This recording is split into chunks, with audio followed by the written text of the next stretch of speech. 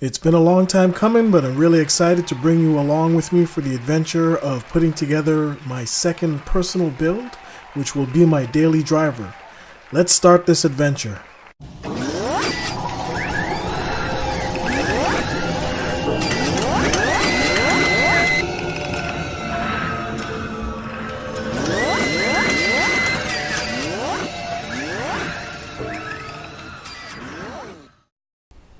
Once again, welcome back to Silicon Newbin, where we're all about things tech. Let's take a look at some of the components going into the system. Firstly, the CPU. It will be the AMD Ryzen 1600x. I purchased this CPU, which was on sale for within $10 of the 1600. The only difference is it does not come with a CPU cooler in the box, but that wasn't a problem because I wasn't going to use that anyways. Cooling the CPU will be the Deepcool Gamaxx 1400 for the price, barely $20. Fantastic cooler, but we'll be swapping out the fan for something that's closer to what we're looking for with the theme of the build, which will be red and black. Let's go to storage now, but prior to storage, I should look at the motherboard. It's the Asrock AB350 Gaming-ITX AC. Yes, this is an ITX build. Wonderful motherboard, B350 based, solid choice.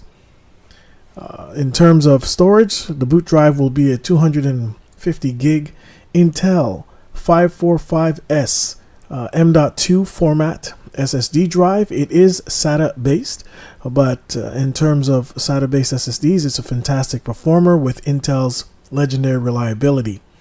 Backing that up for storage or additional storage will be a Western Digital Caviar Blue 1 terabyte SATA hard drive. For a power supply, we will be using the Seasonic Focus Gold 80 Plus 650 FX 650 watt power supply. In my opinion, a top tier power supply, one of the best on the market in its price range, no doubt about that. Solid voltage regulation and stability. For memory, we have 16 gigabytes, 2x8 gig, 3000 megahertz, Geil Super Luce DDR4 RAM. Has a nice little red accent lights on it, which fit right into what we're trying to get the look with the build. Continuing on, we have a bunch of fans. We have 4 Thermaltake ring fans, 3 140mm and 1 120mm. The idea is to use that 120mm fan on the CPU cooler. So that's what we have there. We also have 2 fantastic quality beQuiet 140mm Silentwings 3 fans. These spin at 1000 RPM. They are PWM fans, while the Thermaltake ring are not. We'll get into that later. But they're exceptional quality, exceptional build, and very quiet and move an appreciable amount of air considering how quiet they are. If you look up to the left, we'll see a PWM Fan Hub. This is actually produced by Phanteks, the same company that produces the case that we'll get to in a minute. This fan hub's claim to fame is it allows 3-pin fans, which usually would be controlled via voltage, to now be controlled via the PWM signal on a PWM header on a motherboard. Please note, for all those people building out there, in particular using a hub such as this one, not all 4-pin fan headers on modern motherboards are PWM enabled. Yes, for the most part, I'd have to say most motherboards, the vast majority, close to 100%, the CPU fan header will be PWM enabled, but there's no guarantee that the others will be as well. So let's continue past that little tidbit. Let's look at the case. We have the Phanteks and through Evolve ITX. Wonderful case. Slightly large for an ITX case, but you'll see during the build the results speak for themselves. Fantastic case. And I'm really happy with Phanteks quality. And one thing, Phanteks stands head and shoulders above the most case companies that produce these products is a thought that goes into every aspect of the case. And not shown in the video is an EVGA 1050 Ti, GTX 1050 Ti video card. It's the Gaming SC, the Superclocked edition. That's not in the picture that you see in front of you, but it definitely will be in the build. So there you have it, pretty much everything that's going into this. I did add an SSD drive after, an additional one as well. It will be a Kingston HyperX. You'll see it in the build. And it's wonderful to get another build done. To add a little bit of bling, a lot actually, are red extension cables from Silverstone. I find that the extension cables give the same look as custom cables but cost significantly less. If you know, custom cables designed for various power supplies to take over from the cables that are included in the box can be quite costly, while extension cables work with any power supply, and if the cable management problems that they may cause can be negated, it's a fantastic buy. So let's start the build. Great to have you with me through this journey, and let's get things started.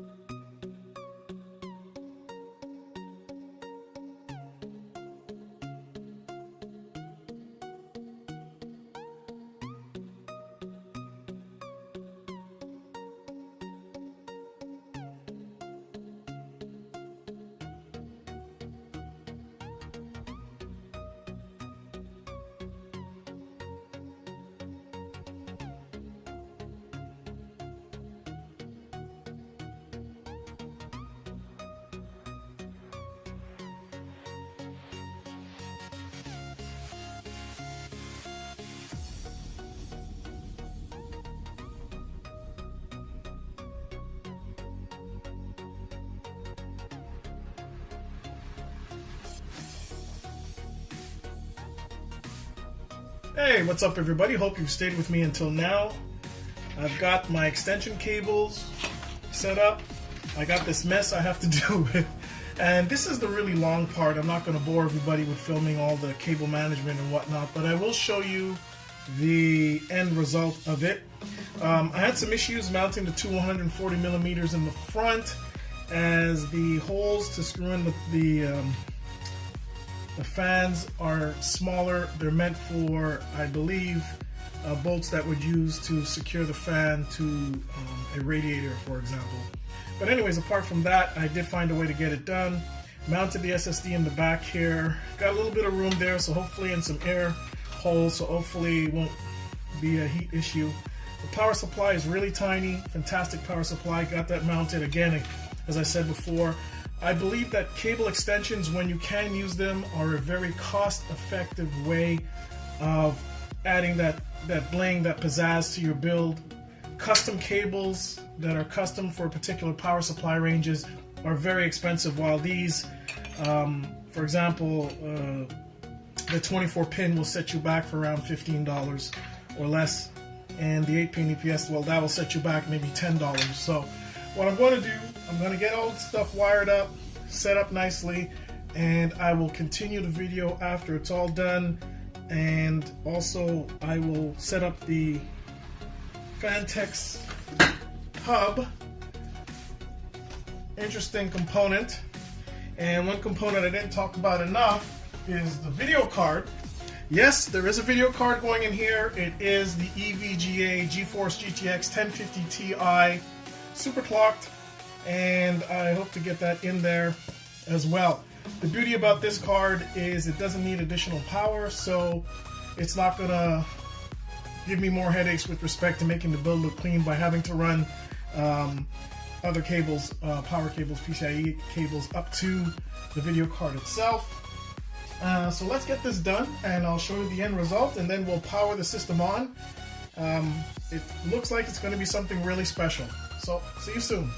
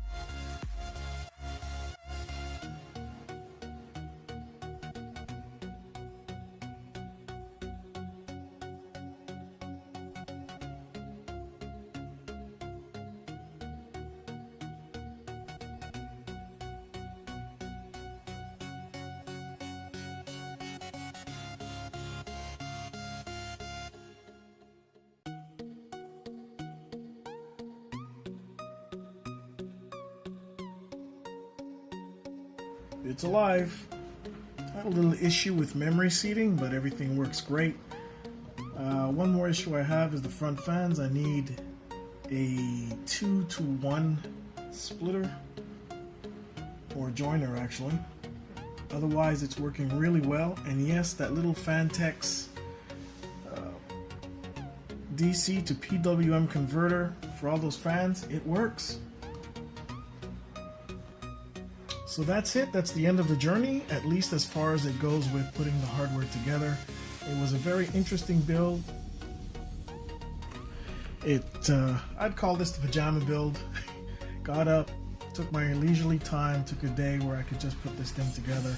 All in all, it took me about 4 hours to 5 hours. Now, usually that's pretty long for a build, but I took my time, and once or twice I had to backtrack.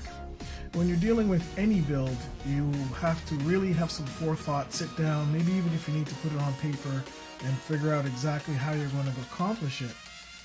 More so I find with ITX builds, which I love, even with the large ITX case such as this, the Phanteks, it really comes down to the getting everything in there. And where there's a lot of components going into such a small space, you can see what I mean. So what we're going to do now, we're going to have our first power up and see how the system works out. So let's get started. Here we go. Fantastic. All the Thermaltake ring fans are really nice. I mean, in this lighting, you probably can't see how nice it is. The pulsating memory from the Geil Super Luce lit up as well. System seems like it's turning on. Everything seems to be powered. The monitor is coming on. And here we have it. Let me just turn the camera. We are in the BIOS. Absolutely fantastic. I do notice that the resolution is a little bit out of whack, but it's not a big deal. Fully functional. We have our DDR running at 2933 to start. Everything is great. One little thing that I didn't show you, and I should do a little review of, is, let me get to hardware monitor, is this little box from Phanteks. It's a fan controller. I'm going to try to put it on the screen now, a picture of what it looks like. So what this little fantastic device does, it reads the PWM signal off of your motherboard, and it allows 3-pin fans which otherwise would have to run off a DC signal to be controlled via a PWM signal. It's a fantastic device and I highly recommend it. It's allowed me to quieten down the fans, these Thermaltake ring fans, without having to resort to using their LNCs, which is an inline resistor which will make the fan spin slower by default. I'm very much someone who does not like loud computers. I like quiet power. So I just want to thank you very much for joining me on this latest adventure. This system will get lots of use. I did add one or two things. You'll notice that I have an SSD. It's an older Kingston HyperX up there. That's just extra storage. The 1 terabyte is behind the shroud here, Western Digital Caviar Blue. And the boot drive is the Intel 545S 250 gig drive. This HyperX is another 250 gig drive. Put it there as a placeholder. It does not belong to me, but its owner will get it soon enough when I get something else to put there. It's working great. We have the 2 front fans, which you can't see right now. Actually, they're disconnected as I'm waiting for an adapter for them, but I did plug them in and it worked fantastically. So I'm going to love using the system. The EVGA 1050 Ti, very quiet power, just the way I like it. The red and black theme came out great, in particular with the beautifully red braided cables from Silverstone. Check those out. A lot less expensive than going to custom modded wires for particular power supplies. These are just extensions. They do add length to the existing cables of your power supply, and as such might make routing the cable a little bit more painful experience, but take your time, and the end result, the look, is well worth it. So thanks for watching this video. You can check us out on Facebook at our 2 groups listed below. You can look below for all the information. I will also put all the information of all the components that are in this system. Give me a thumbs up if you like, and comment, and please subscribe and tell others about it. See you soon.